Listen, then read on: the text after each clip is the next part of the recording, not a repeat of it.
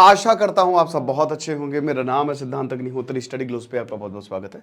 दोस्तों, आज हम एक बहुत ही इंपॉर्टेंट लेक्चर करेंगे। आखिरकार क्यों भारत की पॉपुलेशन जो है वो स्लो डाउन हो रही है। ये बहुत इंपॉर्टेंट लेक्चर होने वाला है, तो ध्यान दीजिएगा इस पे ज़रा। देखिए, पॉपुलेशन प्रोजेक्शंस की अगर बात करते हैं तो हमारी 160 करोड़ तक हो जाएगी, लेकिन आपको बता दूं कि 2100 आते आते हमारी पॉपुलेशन खाली 100 ही करोड़ रहेगी, यानी कि India will not be the most populous nation. तो अब फर्टिलिटी का डेटा, मोर्टेलिटी का डेटा और बाकी डेमोग्राफिक इंडिकेटर्स से आप 2100 तक एक अनुमान लगा सकते हो कि अब आगे आने वाले जो हमारे 76 साल होंगे तो हम कहाँ खड़े होंगे। 2060 तक ऐसा बोला जा रहा है कि भारत की पॉपुलेशन सबसे ज़्यादा 160 से 170 करोड़ तक जाएगी और वहाँ से फिर ये पीक होगा। This will be the peak. और उसके बाद फिर भारत जो है वो 2100 तक नीचे आना शुरू करेगा और 2100 तक भारत की पॉपुलेशन 100 करोड़ तक हो जाएगी। ये डेटा जो है वो दिया गया है। तो अब आप देख सकते हैं भारत जो है वो लगातार ये पीक आएगा, ये 1.67 बिलियन तक पीक आएगा और उसके बाद भारत जो है वो नीचे जाना शुरू करेगा। चाइना का आप देखो तो चाइना 2100 तक, यहां पे चाइना का जो पीक है वो ऑलरेडी आ चुका है 1.4 बिलियन तक, और अब चाइना वाले बच्चे पैदा कर नहीं रहे हैं। उसके बाद ये इंडिया तो है ही है। फिर उसके बाद ये आप देखो अमेरिका में भी पॉपुलेशन घटेगी, पाकिस्तान में जो पॉपुलेशन है वो बढ़ेगी, ठीक है, इंडोनेशिया में पॉपुलेशन जो है वो बढ़ेगी। तो ऐसा कुछ होने वाला है। तो भारत की पॉपुलेशन ग्रोथ जो है वो नीचे जाएगी। अब देखिए, चाइना डिक्लाइन होने लगा है, जापान, यूरोप, बहुत सारे ऐसे देश जो हैं वहां पे इनकी TFR, टोटल फर्टिलिटी रेट क्या होता है? टोटल फर्टिलिटी रेट ये होता है कि औरत अपने एक जीवन काल में कितने बच्चों को जन्म देगी। 16 से लेकर 48 साल तक ये रिप्रोडक्टिव ईयर्स होते हैं। इस दौरान कितने बच्चे जो है वो जन्मेंगे, ठीक है ना। तो बेसिकली 2.1, 2.5, अब आप बोलेंगे सर 2.5 बच्चे हैं, 3.5 बच्चे, अबे ये एवरेज होता है, ठीक है ना। ऐसे 2.5-3 नहीं होता, वो जाहिर सी बात है, वो एवरेज होता है, ठीक है ना। तो टोटल फर्टिलिटी रेट बहुत इंपॉर्टेंट है और रिप्लेसमेंट लेवल, ये दो बहुत ज्यादा इंपॉर्टेंट होने वाले हैं। तो अभी हम इसकी बात करेंगे। पीपीटी वाइज चलता हूं, आप लोग बहुत गरियाते हो मुझे कि सर आप टॉपिक को कंप्लीट करिए, इसलिए मैंने अब सोचा कि मैं पीपीटी वाइज ही चलूंगा, ठीक है। तो यहां पे जो भारत की पॉपुलेशन के ऊपर डिस्कशन हो रहा है, बोला है कि भाई देखिए पॉपुलेशन एक्सप्लोजन होने वाला है, जो कि हम देख ही रहे हैं। बहुत ज्यादा भारत की पॉपुलेशन जो है वो बढ़ने वाली है। अब इसका मतलब यही है कि ये भारत के लिए दिक्कत की बात है, क्योंकि भारत के पास रिसोर्सेज जो है वो लिमिटेड है। अब 170 करोड़ में दोस्तों तबाही मचेगी। अभी हम 140 करोड़ के आसपास है। सेंसस अभी तक हुआ नहीं, पता नहीं कब होगा, तो सेंसस आए तो पता भी चले। तो पॉपुलेशन ग्रोथ भारत में धीमे हुई है। ये आप मत देखिए कि कितना जो हो गया सो हो गया। 1980s में और 1990s में NCERT क्लास 12 का आप चैप्टर्स पढ़िए ज्योग्राफी का, तो उसमें ह्यूमन ज्योग्राफी में आपको बताया जाता है कि भारत की पॉपुलेशन कैसे कैसे बढ़ी है, ठीक है ना। 30 करोड़ थी जब हम आज़ाद हुए थे, लेकिन उसके बाद एकदम से जंप 1980s और 1990s में आया, ठीक है। बहुत सारे बच्चे जो उस समय पैदा हुए। अब भारत की पॉपुलेशन, जैसा कि हमने बताया कि बहुत ज़्यादा ग्रो कर रही थी एक समय पे। आज़ादी के समय भारत की पॉपुलेशन जो है वो दुगनी हो गई थी, बहुत तेज़ी से बढ़ी थी। 1980s में पॉपुलेशन जो है, उसके बाद 1980s में बहुत, 1980s में 1990 आते तक बहुत तेजी से बढ़ी, बट उसके बाद भारत की पॉपुलेशन में स्लो, मतलब यहां स्लो हो गई। भारत की पॉपुलेशन ग्रोथ जो है, जो हमने देखा कि स्लो होती जा रही है। और दुनिया का जो एवरेज है 2020 में आते आते भारत दुनिया का जो एवरेज है उसके लेवल पे आ गई, और अब तो दुनिया के एवरेज से भी लेवल उसके नीचे आ रही है। तो आप देख सकते हो, तो दुनिया का जो लेवल है 2100 में, भाई आप ये देखिए कि ग्रोथ जो है वो कितना, लगभग 0.4 के आसपास रहेगा, लेकिन भारत का ग्रोथ रेट जो है वो माइनस में चला जाएगा। भारत का ग्रोथ रेट दोस्तों माइनस में जाएगा, यानी कि भारत की पॉपुलेशन ग्रोथ माइनस में जाएगी। इतने बच्चे पैदा होंगे ही नहीं। तो यहां पे 2100 आते आते भारत की पॉपुलेशन ड्रास्टिकली कम हो जाएगी। ये चीज है। अब ये बहुत सारे देशों में हो रहा है, it's not happening only in India. बहुत सारे देश, मतलब यूरोप में तो ऐसा हो रहा है। इटली का एक गांव है जहां पे 3 महीने से कोई बच्चा पैदा नहीं हुआ। तो बहुत सारे देश तो ऐसा, उनको डर लग रहा है कि अगर ऐसा ही हुआ तो हम तो खत्म हो जाएंगे, हमारी पॉपुलेशन ही खत्म हो जाएगी। तो 1980s की अगर बात करते हैं, सदर्न स्टेट्स की अगर बात करें, तो वहां पे पॉपुलेशन ज्यादा स्लो है। भारत में नॉर्थ में पॉपुलेशन ठीक है, मतलब रिप्लेसमेंट और TFR ठीक है, बट सदर्न स्टेट में और ज्यादा ग्रोथ स्लो है। कंपैरिजन की मैं बात कर रहा हूं, तो ये आप देखिए केरल है। केरल 2031 आते आते जो भारत जो ग्रोथ रेट है वो नेगेटिव, मतलब ये 0.3 के आसपास होगा केरल का। बिहार की बात करें तो बिहार में थोड़ा सा ज्यादा 1.5 के आसपास होगा। तो आप ये देख सकते हैं कि जो साउथ की स्टेट है, सदर्न स्टेट्स हैं, वहां पे जो पॉपुलेशन ग्रोथ रेट वो कंपैरेटिवली स्लो है, नॉर्थ में ठीक ठाक बना हुआ है। ठीक है ना, तो ये चीज है। भारत की पॉपुलेशन ग्रोथ क्यों स्लो हो रही है भाई, इसका सिंपल सा रीजन है। रीजन ये है कि पहली बात तो भाई टोटल फर्टिलिटी रेट हमारा कम हो रहा है। तो जैसा हमने बताया कि टोटल फर्टिलिटी रेट क्या होता है कि जो बच्चे जो है वो जन्मेंगे, एक औरत जो है वो कितने बच्चों को जन्म देगी। तो अब औरतें सब, इट डिपेंड्स ऑन वुमेन्स। लेकिन मैंने एक लेक्चर लिया था, उसमें सर्वे में ये था कि जितना ज़्यादा औरत पढ़ जाती है उसकी शादी उतनी लेट होगी। वो समझ जाती है ना कि शादी होके बर्बाद होना है, शादी होनी है, उसके बाद बच्चे पैदा करें तो बच्चे एक बहुत बड़ी जिम्मेदारी है। ठीक है, तो आज की जनरेशन वैसे ही बच्चों से तौबा तौबा कर रही है, अगर कर भी रही तो एक बहुत है, बस दैट्स इट। तो जितना ज़्यादा पढ़ाई पहुंचेगी उतना हमारी पॉपुलेशन में, और ये हर यूरोपियन देश, जापान के साथ यही हो रहा है कि वहां पे जो कपल्स है वो बच्चे पैदा ही नहीं करना चाह रहे। देखिए रिप्लेसमेंट लेवल होता है, भारत रिप्लेसमेंट लेवल फर्टिलिटी पे आ गया है। अब रिप्लेसमेंट लेवल क्या होता है आप ये समझिए, जब TFR 2.1 से नीचे चला जाएगा तो यानी कि औरत जो है वो 2.1 एवरेज चिल्ड्रन, इसको आप एग्जाम्पल मैं आपको बताता हूं। जैसे मान लीजिए कि 5 लोग हैं, नहीं 10 लोग हैं, ठीक है, तो 10 मतलब 5 कपल हैं, 10 लोग हुए। अब हर एक कपल का 10, अगर 2 बच्चे हैं तो ठीक है। मान लीजिए कि जैसे 5 कपल, एक कपल है, ठीक है, यानी कि 10 लोग हैं।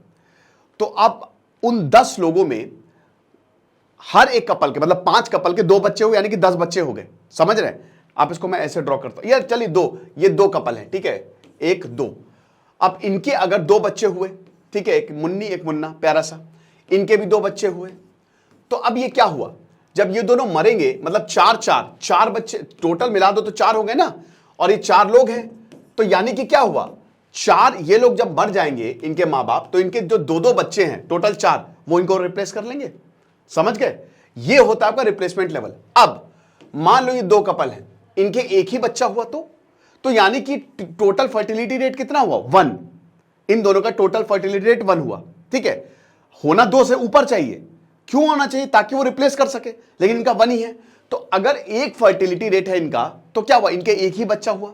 तो यानी कि ये लोग हैं 4, ये 4 मर जाएंगे, लेकिन बच्चे तो 2 ही है ना, तो पॉपुलेशन कम होने लगेगी। आप समझ सकते हो, ये प्रॉब्लम होती है। तो TFR वैसे 2 नहीं होना चाहिए, 2.1 होना चाहिए। क्यों, क्योंकि हम ये भी उम्मीद करते हैं ना कि ये जो 2 बच्चे हैं हो सकता है इनमें कुछ मर भी जाए, ऐसा तो होता नहीं कि मतलब हर सब कुछ अच्छा हो। तो 2.1 हम आइडियल मानते हैं, तब पॉपुलेशन मेंटेन रहेगी, मतलब ना घटेगी ना बढ़ेगी। लेकिन अगर इससे नीचे गया तो पॉपुलेशन घटना श्योर है। तो यहां यही बोला गया है कि जो फर्टिलिटी रेट है, रिप्लेसमेंट लेवल जो है, fertility rate of replacement level के नीचे जा रहा है। यानी कि 2.1 से अगर फर्टिलिटी रेट नीचे गिरेगा तो भारत की पॉपुलेशन कम होगी। तो अब आप ये देख सकते हैं, ठीक है ना, शुरुआत में तो बहुत तेजी से भारत की पॉपुलेशन, आप देखिए भारत की पॉपुलेशन यहां पे बहुत तेजी से गई, ठीक है ना। टोटल फर्टिलिटी रेट 6 हो गया था एक बार, एक टाइम पे हमारा टोटल फर्टिलिटी रेट 6 था, यानी कि 6 बच्चे हम कर रहे थे एवरेज। दुनिया का यहां 5 था, क्योंकि उस समय एंटरटेनमेंट का कोई साधन नहीं था, तो चलो सेक्स करो, फिजिकल रिलेशन बनाओ, यही सब था, ठीक है। लेकिन आज पढ़ाई बहुत हर जगह फैल गई है, आज अवेयरनेस बहुत ज्यादा, फैमिली प्लानिंग बहुत ज्यादा है। तो धीमे धीमे करके 2023 में हम यहां पे आ गए हैं, 2.1 हमारा TFR एग्जैक्ट रिप्लेसमेंट लेवल पे हमारा आ गया है। इससे अगर नीचे गए, जो कि हम निश्चित जाएंगे, तो हमारी जो पॉपुलेशन है वो घटना शुरू हो जाएगी। और यहां ये देखिए डेमोक्रेटिक रिपब्लिक ऑफ कॉन्गो, ये सदर्न, ये साउथ जो अफ्रीका की कंट्री है, उनके हालात कुछ ऐसे ही है। तो ये हमको देखने को मिल रहा है। तो भारत का जो फर्टिलिटी रेट है वो रिप्लेसमेंट लेवल से नीचे गिर गया है, ठीक है ना। तो हर जगह फर्टिलिटी रेट गिर रहा है, गिर ही रहा है। डेवलपमेंट हो रहा है, इकोनॉमिक, चाइना में देखिए 1 चाइल्ड पॉलिसी था, चाइना 2 चाइल्ड पॉलिसी लेके आया। चाइना ने बोला भाड़ में जाओ, 3 चाइल्ड पॉलिसी लेके आए, लोगों ने बोला भाड़ में जाओ, हमको बच्चे पैदा ही नहीं करने हैं, एक तो पल नहीं रहा है। और ये मैंने एक चीज देखी है, जो कोविड में बच्चे हुए ससुरे बहुत शैतान है ना, मतलब वो इतने शैतान हैं। मेरे घर में भी 2-3 हुए हैं, मतलब मेरे घर मतलब आसपास के जो कजन्स हैं उनके, तो भाई वो इतने शैतान है कि मतलब भाई मैं कहता हूँ नई नई शैतानी कहाँ से लाते हो।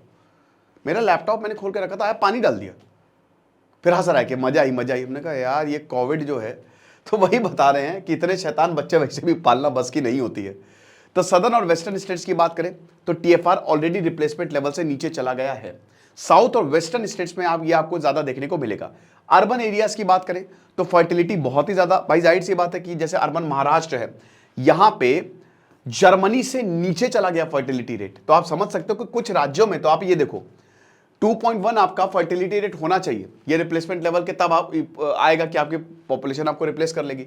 लेकिन वेस्ट बंगाल में 1.39 है, ये कुछ यूरोपियन देशों से भी कम चला गया है।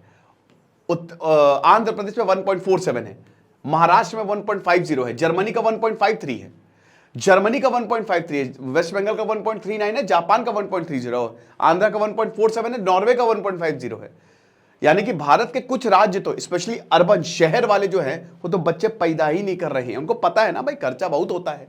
कर्नाटक 1.50, यूके का 1.56 है, गुजरात 1.65, यूएसए का 1.66 है, तेलंगाना 1.75, फ्रांस का 1.79 है। तो आप क्या पता चल रहा है कि भारत के कुछ राज्य के तो टीएफआर रिप्लेसमेंट लेवल से अच्छे खासे नीचे चले गए हैं। तो इन राज्यों में तो पॉपुलेशन क्राइसिस आएगी नहीं, ठीक है। और ये राज्य आप ये भी देखिए डेवलप, महाराष्ट्र में मुंबई सबसे इंपॉर्टेंट, गोवा हो गया, गोवा तो अलग ही राज्य है, मतलब मुंबई हो गया, पुणे हो गया, ठीक है, ये सब बड़े डेवलप्ड राज्य है और एक तरीके से मुंबई की रीढ़ की हड्डी है, ठीक है, ये चीज है। फिर उसके बाद अगर एब्सोल्यूट नंबर की बात करें तो ये भी लगातार डिक्लाइन पे है।